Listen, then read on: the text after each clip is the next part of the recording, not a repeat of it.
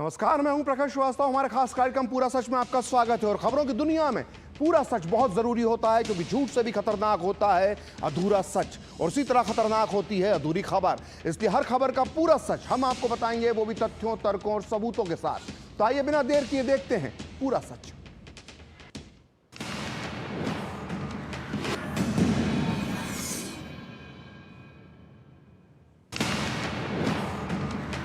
तो चंद रोज पहले ईद थी, और पूरे देश की तरह पश्चिम बंगाल में भी ईद पूरी धूमधाम के साथ मनाई गई। अब 2 दिन बाद रामनवमी है, लेकिन पश्चिम बंगाल में तनाव है।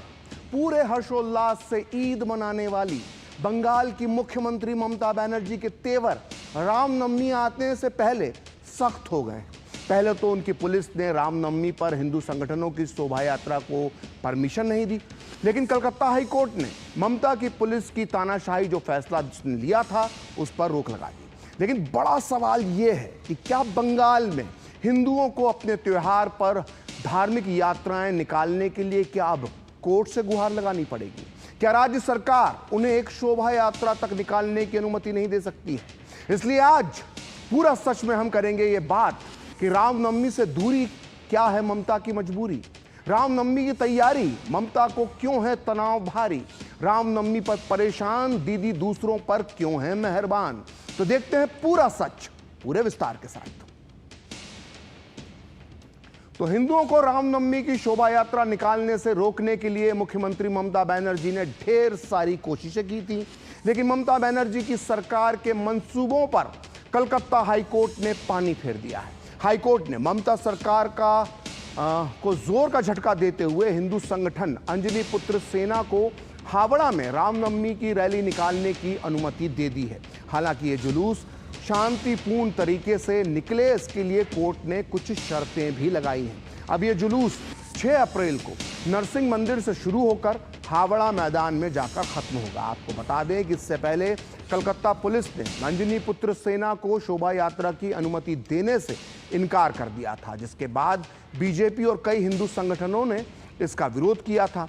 आपको बता दें कि विश्व हिंदू परिषद सहित कई हिंदू संगठनों ने पूरे राज्य में करीब 2000 रैलियां निकालने का ऐलान किया है रामनवमी के दिन।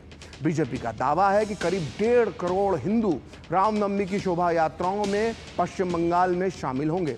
इस बीच ममता बनर्जी ने और उनकी सरकार ने पूरे राज्य में सुरक्षा व्यवस्था सख्त कर दी है और पुलिस कर्मियों की छुट्टियां रद्द कर दी गई हैं। इस पर बीजेपी ने आपत्ति जताई है कि जबरन माहौल जो है वो तनाव का किया जा रहा है। और इस बीच जादवपुर यूनिवर्सिटी में छात्रों को रामनवमी मनाने की अनुमति न मिलने पर विवाद हो गया है। यहाँ कुछ छात्रों का कहना है कि जब यूनिवर्सिटी में ईद का त्योहार मनाया जाता है और इफ्तार की दावत दी जाती है, तो रामनवमी उत्सव क्यों नहीं मनाया जा सकता। आइए अब सुनते हैं राज्य की मुख्यमंत्री ममता बनर्जी का इस मामले में क्या कहना है, जिन्होंने पिछले दिनों पूरे उत्साह के साथ ईद का त्योहार मनाया था। রামনবমীতে মিছিল করে আমাদেরও অনেকে করেন, আমার কোনো আপত্তি নেই। আমরা চাই পিসফুলি হোক। একদিন তো বাসন্তী পুজোয় মানে অন্নপূর্ণা পুজো রামনবমী, যেটা এখন হয় চৈত্র মাসে, সেটাই ছিল। দয়া করে দাঙ্গা করে অশান্তি করবার চেষ্টা করবেন না। It is your game plan. আমরা রামকৃষ্ণকে মারবো, জুমলা পার্টিকে মারবো না। तो पश्चिम बंगाल में रामनवमी की शोभा यात्रा को लेकर प्रदेश की राजनीति गर्मा गई है। इस मामले को लेकर भाजपा ने ममता सरकार पर हमला बोला है। केंद्रीय मंत्री और पश्चिम बंगाल भाजपा अध्यक्ष सुकांत मजूमदार ने पार्टी सांसदों के साथ राज्य में हिंदू मंदिरों पर हमलों को लेकर बंग भवन में विरोध प्रदर्शन किया। इस दौरान पुलिस ने केंद्रीय मंत्री के साथ साथ भाजपा सांसदों को भी हिरासत में ले लिया। इस मौके पर सुकांत मजूमदार ने ममता बनर्जी को घेरते हुए कहा कि अगर रामनवमी में अपने धार्मिक अधिकार के लिए हिंदुओं को कोर्ट का दरवाजा खटखटाना पड़ा तो इससे बुरी बात और क्या हो सकती है। दूसरी तरफ पश्चिम बंगाल विधानसभा में नेता प्रतिपक्ष शुभेंदु अधिकारी ने भी टीएमसी सरकार को आड़े हाथों लेते हुए कहा कि धर्म का पालन करना हमारा संवैधानिक अधिकार है और ममता सरकार इसे हिंदुओं से छीनने की कोशिश में लगी हुई है।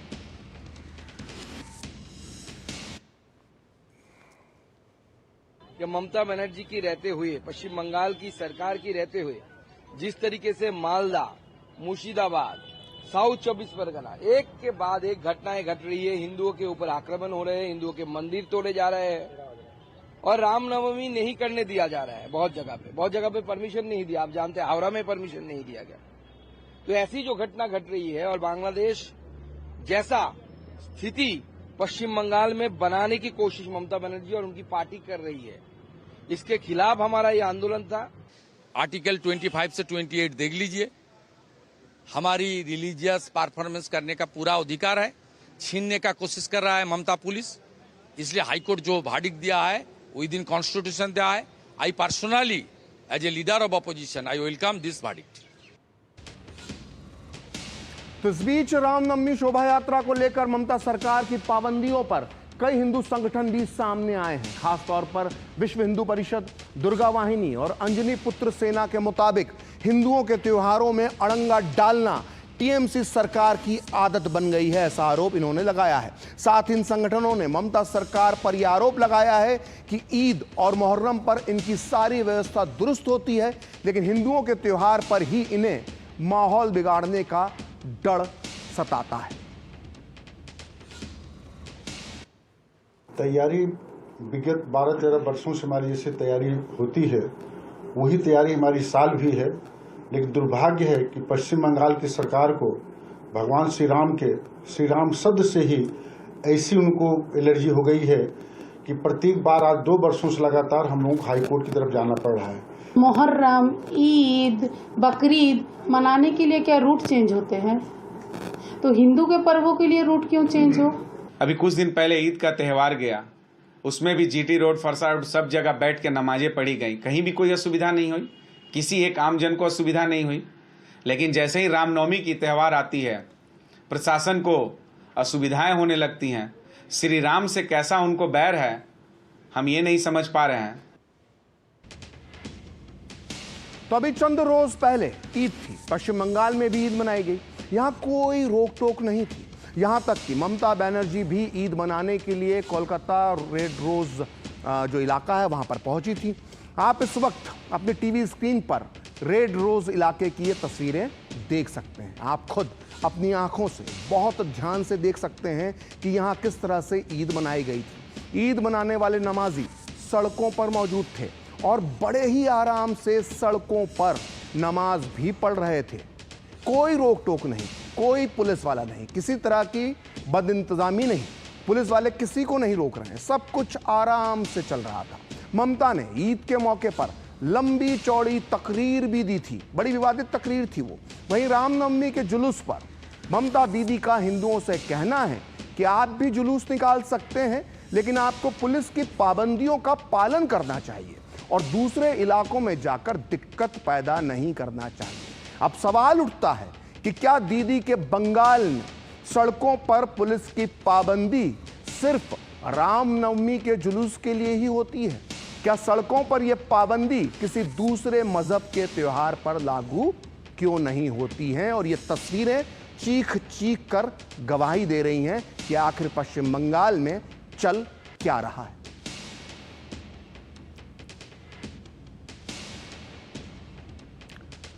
बहरहाल अगर देखा जाए तो पश्चिम बंगाल की मुख्यमंत्री ममता बनर्जी ने समय समय पर हिंदुओं और उनकी आस्था को चोट पहुंचाई है। फिर चाहे वो महाकुंभ को मृत्यु कुंभ कहना हो या रामनवमी के दौरान रमजान का हवाला देते हुए हिंदुओं को चेतावनी देना हो या फिर ईद के मौके पर हिंदू धर्म को गंदा धर्म बताना। आइए सुनते हैं ममता बनर्जी के ऐसे ही 3 हिंदू विरोधी बयान। जानबूझ के एक गंदा धर्म जो इसने बनाया, जो एक जुमला पार्टी ने बनाया, वो धर्म को हम नहीं मानता है। মহাকুম্ভ আমি নাইবা বললাম, ওটা এখন মৃত্যু কুম্ভ হয়ে গেছে। রমজান মাসও চলছে, রোজার মাসও চলছে, একটা মুসলিম এরিয়ায় গিয়ে হামলা করলে মনে রেখো তার বিরুদ্ধে আইনত পদক্ষেপ নেবে। तो ममता दीदी के राज में रामनवमी पर बंगाल में हिंदुओं के साथ जो हो रहा है वो कोई नई बात नहीं है। मुस्लिम तुष्टीकरण की राजनीति में आकंठ डूबी हुई ममता बनर्जी का आए दिन हिंदू विरोधी चेहरा सामने आता रहता है। चाहे उनके हिंदू विरोधी बयान हो या फिर हिंदू विरोधी क्रियाकलाप। ऐसा लगता है कि जैसे ममता बनर्जी को बंगाल के हिंदुओं के हितों की बिल्कुल भी चिंता नहीं है। आइए ममता के इस हिंदू विरोधी चेहरे को तथ्यों, तर्कों और सबूतों के साथ डिकोड करते हैं। ज्यादा पुरानी बात नहीं है जब ममता बनर्जी ने हिंदुओं की आस्था के प्रतीक महाकुंभ पर आपत्तिजनक बयान दिया था। हमने आपको सुनाया था कि उन्होंने महाकुंभ को मृत्यु कुंभ कहा था। ये बाइट अभी आपने थोड़ी देर पहले ही सुना है। बीजेपी का आरोप है कि चंद रोज पहले ईद के मौके पर मुसलमानों को संबोधित करते हुए ममता बनर्जी ने हिंदू धर्म को गंदा धर्म बताया था। इसके अलावा ममता बनर्जी ने प्रभु श्री राम की आपत्तिजनक तुलना करते हुए कहा कि राम और बाम दंगे भड़काने की कोशिश कर रहे हैं। तो हिंसा भड़काने के आरोप में राम का नाम लेना ममता बनर्जी का हिंदुओं पर प्रहार के रूप में देखा जा सकता है। ममता बनर्जी के मुस्लिम तुष्टीकरण का नज़ारा देश ने जनवरी 2024 में उस वक्त भी देखा था जब सिर्फ एक समुदाय को खुश करने के लिए ममता बनर्जी ने राम मंदिर में होने वाले, अयोध्या में होने वाले प्राण प्रतिष्ठा कार्यक्रम का निमंत्रण ठुकरा दिया था। मुस्लिम तुष्टीकरण की नीति में पूरी तरह से घिरी हुई है ममता बनर्जी, जो उन्हें जय श्री राम के नारे से भी परहेज दिखाई देता है। ममता बनर्जी कई अवसरों पर सार्वजनिक तौर पर जय श्री राम के नारे के खिलाफ अपना गुस्सा जता चुकी है। 2021 में सुभाष चंद्र बोस की 125वीं जयंती के मौके पर आयोजित एक सरकारी कार्यक्रम में जब जय श्री राम के नारे लगाए जाने गए तो उसके बाद ममता बनर्जी ने कार्यक्रम को संबोधित करने से ही मना कर दिया था।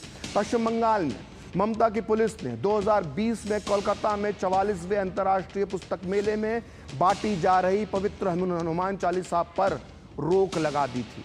2017 में एक तरफ बंगाल के जो पुस्तकालय थे उनमें नबी दिवस और ईद मनाना अनिवार्य कर दिया गया था, वहीं दूसरी तरफ एक सरकारी स्कूल में कई दशकों से चली आ रही मां सरस्वती पूजा ही बैन कर दी गई।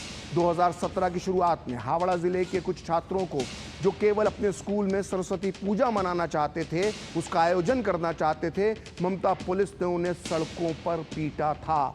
इसके अलावा कुछ छात्रों के अभिभावकों को भी गिरफ्तार कर लिया गया था। 2017 में ही ममता सरकार ने पश्चिम बंगाल में दुर्गा पूजा के बाद मूर्ति विसर्जन पर रोक लगा दी थी। ममता बनर्जी ने दुर्गा पूजा के अगले दिन मुहर्रम होने के कारण मूर्ति विसर्जन पर रोक लगाने का फैसला किया था। अगस्त 2021 में कोलकाता के बेनिया टोला में प्रतिष्ठित भूतनाथ मंदिर में पूजा अर्चना करने के लिए जमा हुए हिंदू श्रद्धालुओं पर कोलकाता पुलिस ने बर्बरतापूर्वक लाठियां बरसाई थीं। तो ये तो सिर्फ चंद उदाहरण हैं जो बताते हैं कि ममता बनर्जी हिंदू विरोधी हैं या नहीं है। देखिए, पश्चिम बंगाल में हिंदुओं के त्योहारों और धार्मिक शोभा यात्राओं और धार्मिक पंडालों पर हमले अब आम हो चुके हैं। पिछले साल यानी 2024 में भी बंगाल के हिंदुओं के धार्मिक आयोजनों के दौरान कई जगहों पर हिंसा, पथराव और झड़प की घटनाएं सामने आई थी। अक्सर दुर्गा पूजा पंडालों पर हमला, धार्मिक यात्राओं पर पत्थरबाजी और पुलिसिया हस्तक्षेप की घटनाओं ने राज्य की कानून व्यवस्था पर सवाल खड़े होते रहे। इसकी वजह से आइए एक नजर डालते हैं कि ममता के राज में 2024 में किस तरह से हिंदुओं पर अत्याचार और हमले हुए हैं। तो 2 नवंबर 2024 को कोलकाता के नारकेल डांगा इलाके में मां काली देवी और देवी लक्ष्मी की मूर्ति विसर्जन पर दंगाइयों ने भयंकर पथराव किया। हिंदुओं ने शिकायत की, लेकिन कोलकाता पुलिस ने इसे बाइक पार्किंग विवाद बताकर मामला रफा दफा कर दिया। 11 अक्टूबर 2024 को कोलकाता के गार्डन रीच इलाके में न्यू बंगाल स्पोर्टिंग क्लब द्वारा आयोजित पूजा पंडाल में 50 से 60 की संख्या में आई कट्टरपंथियों की भीड़ ने तोड़फोड़ की और मां दुर्गा की मूर्ति तोड़ देने की धमकी दी। 3 अक्टूबर 2024 को हावड़ा के श्यामपुर में दंगाइयों ने मूर्ति विसर्जन के दौरान यात्रा में शामिल लोगों पर पत्थरबाजी की। भीड़ ने श्यामपुर बाजार की जो व्यावसायिक समिति थी उसके पूजा पंडाल में मूर्तियों को आग लगा दी और अन्य पंडालों में भी तोड़फोड़ की। अप्रैल 2024 में मुर्शिदाबाद में रामनवमी के जुलूस पर पत्थरबाजी की गई, जिसमें कई लोग घायल हुए और ये सारे हिंदू थे। तो हिंदू विरोधी बयान और हिंदुओं पर होते हमलों की वजह से एक तरफ ममता दीदी हिंदू विरोधी छवि उनकी बन चुकी है, तो वहीं दूसरी तरफ माना जाता है कि ममता सिर्फ और सिर्फ मुस्लिम परस्त राजनीति करते हैं। ममता दीदी के कई क्रियाकलापों की वजह से उन पर मुस्लिम तुष्टीकरण के आरोप लगते हैं। इमामों और मुइज्जनों को भत्ता देने का फैसला हो या अल्पसंख्यक समुदायों को विशेष योजनाओं का लाभ पहुंचाने की बात, ममता बनर्जी पर यह आरोप है कि वो मुसलमानों के वोट पाने के लिए इन कदमों का सहारा लेती हैं। आइए अब देखते हैं ममता बनर्जी की मुस्लिम तुष्टीकरण नीति को सिद्ध करते हुए उनके कुछ बयान और उनके क्रियाकलाप। तो वक्फ बोर्ड में सुधार की जब चर्चा ही हो रही थी पिछले साल, तब सबसे पहले विरोध करने वालों में ममता बनर्जी ही थी। यहां तक कि वो पिछले साल दिसंबर में केंद्र के नए वक्फ बिल के खिलाफ पश्चिम बंगाल विधानसभा में प्रस्ताव तक लेकर आ गई थी। इसके पहले भी ममता बनर्जी ने मुस्लिम तुष्टीकरण की नीति पर चलते हुए कहा था कि वो पश्चिम बंगाल में ना तो सीए और ना ही एनआरसी को लागू करने की अनुमति देंगी। पश्चिम बंगाल में कुल 179 जातियों को ओबीसी का दर्जा हासिल है। इनमें से 118 जातियां मुसलमानों की हैं। ममता सरकार के दौरान कई मुस्लिम जातियों को ओबीसी की लिस्ट में शामिल किया गया। मई 2024 में ही कलकत्ता हाई कोर्ट ने इस तरह मुसलमानों को ओबीसी में शामिल करने को असंवैधानिक माना था। इसके बाद ममता बनर्जी की सरकार ने कलकत्ता हाई कोर्ट के फैसले को सुप्रीम कोर्ट में चुनौती दी। और सुप्रीम कोर्ट में क्या दलील दी गई?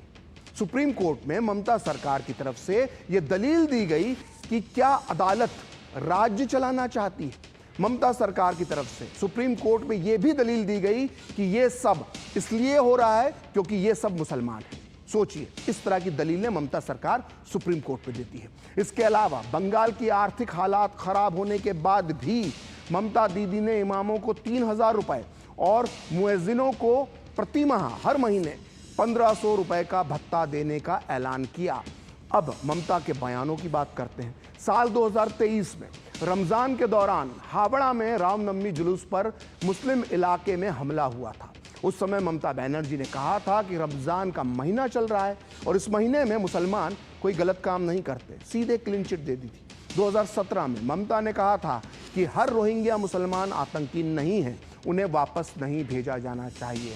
तो ये है ममता बनर्जी की मुस्लिम तुष्टीकरण की नीति। और ममता बनर्जी की राजनीति का अध्ययन अगर आप करते हैं तो आप पाएंगे कि ममता बनर्जी अगर आज बंगाल की गद्दी पर काबिज हैं तो इसके पीछे मुस्लिम वोट बैंक एक बहुत बड़ी वजह है। आइए कुछ आंकड़ों के जरिए ममता बनर्जी और उनकी मुस्लिम वोट बैंक का जो है हम पूरा सच जानते हैं। तो देखिए, 2011 की जनगणना के मुताबिक पश्चिम बंगाल में जो कुल आबादी है उसमें से 27% जो लोग हैं वो मुसलमान हैं। 2025 में एक अनुमान के मुताबिक राज्य में मुस्लिम आबादी जो है वो इस वक्त 30% हो चुकी है। पश्चिम बंगाल में कुल 294 विधानसभा क्षेत्रों में से 120 से लेकर 145 सीटें ऐसी हैं जहां पर मुस्लिम मतदाता हार जीत में महत्वपूर्ण भूमिका निभाते हैं।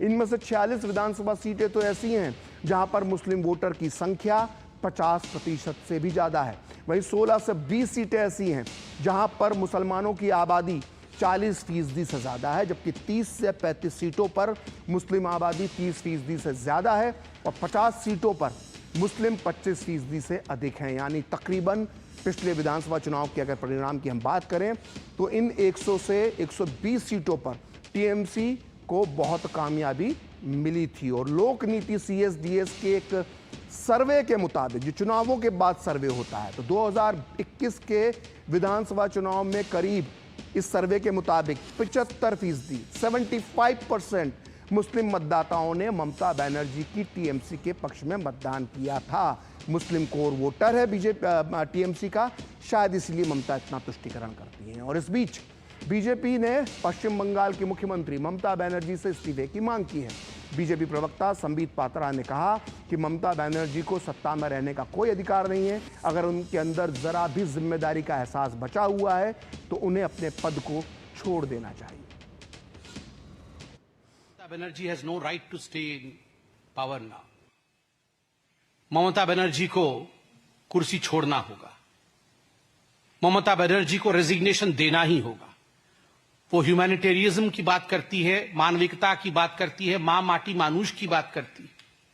अगर उनमें इतना भी तनिक भर भी कहीं सेंस ऑफ रेस्पॉन्सिबिलिटी बाकी है तो तुरंत आज के आज ममता बनर्जी को रेजिग्नेशन दे देना चाहिए।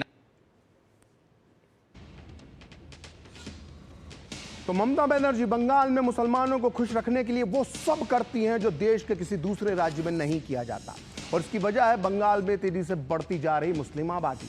वहीं दूसरी तरफ हिंदुओं की आबादी में यहां भारी गिरावट आ रही है। जाहिर है ऐसे में हिंदुओं की चिंता कौन करेगा। ये देखिए 1951 में पश्चिम बंगाल में मुसलमानों की आबादी 19.8% थी, लेकिन 2011 के आंकड़ों के मुताबिक आज पश्चिम बंगाल में मुसलमानों की आबादी 27% है। यानी राज्य की जनसंख्या में सीधे 7.2% मुस्लिम हिस्सेदारी बढ़ गई है। ये बहुत बड़ी बढ़ोतरी है। 1951 में पश्चिम बंगाल में करीब 51 लाख मुसलमान थे, वहीं 2011 में मुसलमानों की आबादी है करीब 2.47 करोड़, यानी करीब 5 गुना की बढ़ोतरी मुस्लिम आबादी में हुई है। अगर पूरे देश से इसकी तुलना की जाए तो आज़ादी के बाद पूरे देश में मुसलमानों की आबादी 4.3% बढ़ी है। वहीं पश्चिम बंगाल में बढ़ोतरी का जो प्रतिशत है वो 7.2 है, यानी राष्ट्रीय औसत के मुकाबले में बंगाल में मुसलमानों की आबादी बहुत तेजी से बढ़ी है। पश्चिम बंगाल में 1951 में जहां 78.7% हिंदू थे, वहीं 2011 में ये हिस्सेदारी घटकर 70.5% बची है। यानी हिंदुओं की आबादी में पूरे 8.2% की गिरावट आई है, और जो नई जनगणना होगी उसमें ये आंकड़े और भी कम हो सकते हैं। और ये आबादी ऐसे ही नहीं बढ़ी है मुसलमानों की। पश्चिम बंगाल के सीमावर्ती जिलों में 1971 से लगातार बांग्लादेशी मुस्लिम घुसपैठिए बस रहे हैं। 1977 से 2011 तक 34 साल तक रही वामपंथी पार्टियों की सरकार ने इस घुसपैठ को रोकने के बजाय घुसपैठियों को मतदाता पहचान पत्र, राशन कार्ड, आधार कार्ड उपलब्ध कराने के साथ ही आवास, जमीन के पट्टे आदि भी दिए। इसके एवज में 2006 तक वाम मोर्चे को एक मुश्त मुस्लिम वोट मिला, लेकिन पिछले 3 चुनावों से ये वोट बैंक ममता दीदी की टीएमसी के पास है। इसलिए आरोप है कि इन अवैध घुसपैठियों को कई छूटें ममता बनर्जी की सरकार की तरफ से मिली हुई हैं। आइए देखते हैं कि आखिर बंगाल में किस किस जिले में जनसंख्या असंतुलन हुआ है। देखिए मुर्शिदाबाद 67% मुस्लिम आबादी, मालदा 51% मुस्लिम आबादी, उत्तर दिनाजपुर 50% मुस्लिम आबादी, वीरभूमि 37% मुस्लिम आबादी, दक्षिण 24 परगना 36% मुसलमान, नदिया जिला 27% मुसलमान, कूच बिहार 27%, हावड़ा 26%, उत्तर 24 परगना 26% और दक्षिण दिनाजपुर में है मुसलमान 25%। तो ये वो 10 जिले हैं जहां पर मुसलमानों की आबादी बहुत तेजी से बढ़ी है। तो पूरा सच में वक्त एक ब्रेक का, और ब्रेक के बाद दिखाएंगे वक्फ संशोधन बिल को लेकर ममता बनर्जी का बयान, जिसमें वो इस बिल को हटाने का बोल रही है।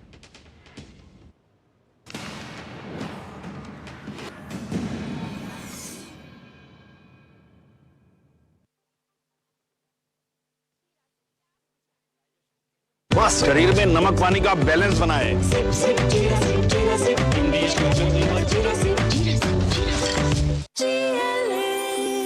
जो लक्ष्य चुना था समझ आने लगा है। GLA यूनिवर्सिटी, उच्च लक्ष्य की निश्चित प्राप्ति। जब धरती चीर कर निकलता है लोहे का पत्थर और मिलता है मोंगिया के जोश से, फिर तपता है, पिघलता है और बनता है फौलाद। अब होता है सरिया सारी खूबियों के साथ। मोंगिया स्टील, मजबूत देश का मजबूत सरिया। गोल्डी मसाले के 100 ग्राम के स्पेशल पैक्स में फ्रेशनेस लॉक है। ऐसे गोल्डी मसाले जहां जाएं रिश्ते बनाएं।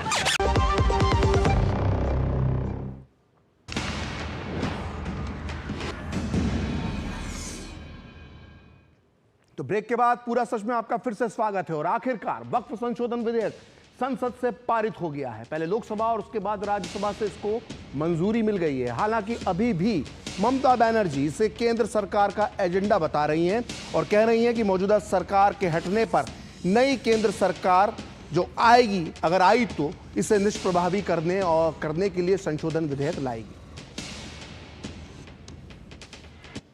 But walk of property also it was done motivatedly, politically, to divide the country, to divide and rule policy. that BJP's agenda, that we know everything. But one day they will go away and the other government will come, and that time must remember there will be another amendment and it will be passed in Lok Sabha and Rajya Sabha. तो आज पूरा सच में इतना ही। अगले सप्ताह फिर होगी आपसे मुलाकात अपने इस खास कार्यक्रम पूरा सच में किसी और सियासी मुद्दे की पड़ताल के साथ। तो मुझे और मेरी पूरी टीम को दीजिए अनुमति। नमस्कार।